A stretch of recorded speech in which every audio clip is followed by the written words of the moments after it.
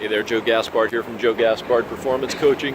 Today we're going to talk about how to find and follow your passion.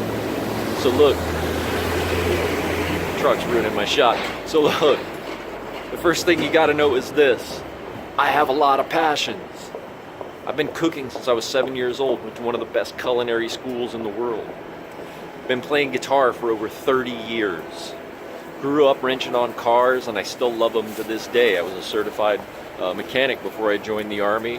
And in the Army I worked on helicopters and developed a love for aircraft and, well, quite frankly, guns. So over the course of my life, I've discovered a lot of passions. So which one is my true passion? Which one means the most to me? It's kind of like picking your favorite kid, I think, if you're a parent. Some days you love one more than the other. So how do you find your passion if you've got 5 or 10 or 15 of them? Well, here's the part most people don't like when I say it, and that is, you just fucking decide. You just pick one. You say, I'm gonna do this thing.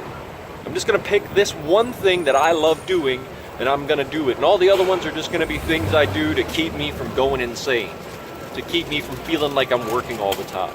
They sort of get, I don't want to use the word downgraded, but let's say downgraded to a hobby. They get categorized from now on as a hobby. And in my line of work, I get to utilize several of my passions. I get to talk about food and cooking, and I get to talk about fitness and exercise and health and science. And I get to utilize a lot of my passions because I've created that in my life, but I just started with one thing. I picked one thing and I just decided on it. So how do you find and follow your passion?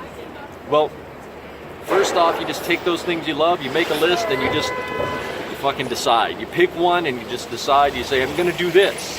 And you just do it. You fall down on your face a million times and it gets hard and it feels like work. And at some point you stop loving it and then you start loving it again, and it ebbs and flows, and some days you love it more than others, and some days you wish you didn't have to do it. But that's it. You just pick one thing, you decide on it, you make a conscious decision as an adult. You say, I'm going to do this, and then you follow it, you just figure things out. You know, there's all kinds of trainings on the internet. There's a book written every other minute by some new guru or expert who's done the exact thing you're probably looking to do. And if not, maybe it's close and you can sort of get close to it. So that's it, you know, just decide what you want to do. Pick your passion, write it down, follow it, just do it. It's not this one thing is going to rise up in my life and it'll have all of the answers, because that's not how it works. I guarantee you that's not how it works. I've never seen it happen that way personally anyway. And then to follow it, you just figure it out. You piece things together, you try things, you fall down, you stand up, you start over. That's how it works. So look, that's it. That's how you find and follow your passion. That's all the time I have for today.